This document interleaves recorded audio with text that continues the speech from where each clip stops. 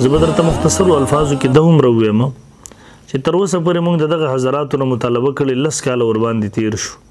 موږ ورته ویل یو روایت وښایي په ذخیره احادیث کې، یو روایت صحیح نشي خود ضعیف وښایي، ضعیف نشي خود موضوعي وښایي. خو ځان نه بنو جوړوي چې مخکې محدثینو کتابونو نقل کړی، صحیح نه ضعیف، ضعیف نه موضوعي. مرفوع نشي خود د رسول الله صلی الله علیه وسلم قول فعل تقریر د خلیفہ راشد وښایي، هغه نشي خود د صحابي وښایي، د صحابي نشي خود د تابعي وښایي، تابعي نشي خود د تبع تابعي وښایي. مقطوع روایت، موضوعي مقطوع روایت، خو چې په دې کې 3 الفاظ وي. اول نمبر لفظ د تراویح، دویم نمبر لفظ د اتو رکعاتو، دریم نمبر لفظ د رمضان.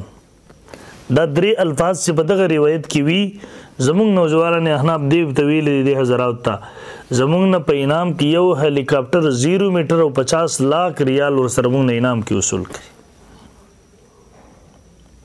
که موږ نه غواړئ په راځي پی سبیل الله روایت به درته ښایو، 20 رکعاتو ذکر به هم پکې، تراویح ذکر به هم پکې، د رمضان ذکر به هم پکې انشاءالله. او د دې سره 4 نمبر د 3 رکعاتو ویترو ذکر به هم پکې انشاءالله. تاسو خو ټول کال یو رکعت ته زور ورکوئ، دلته چې بیا ما کان یزید فی رمضان ولا فی غیر الله 11 بیا 3 رکعاته پسې شروع شي.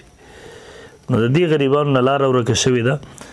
دلایل په 20 رکعاته تراویح باندې ما خپل مخکې کال د مناظرې دپاره تیاری کړی، تقریبا 285 روایات ما په خپله په دغې باندې مرفوع موقوف مقطوع را جمع کړي دي، صحیح سندونو سره شته دی. وخت راتلو سره به انشاءالله لازم موږ هغه دلایل پیش کړو.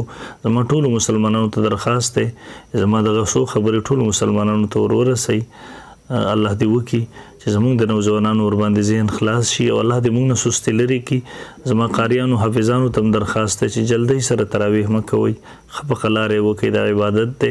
د رمضان مبارک په دې میاشت کې یو فرض الله په یو قبلئ، یو نفل الله په فرضو باندې قبلئ، نو ښه په ښه لارې باندې وکړئ، جلدي مه کوئ، 1 ګنټه الله ته ورکړئ ماسخوتن کې.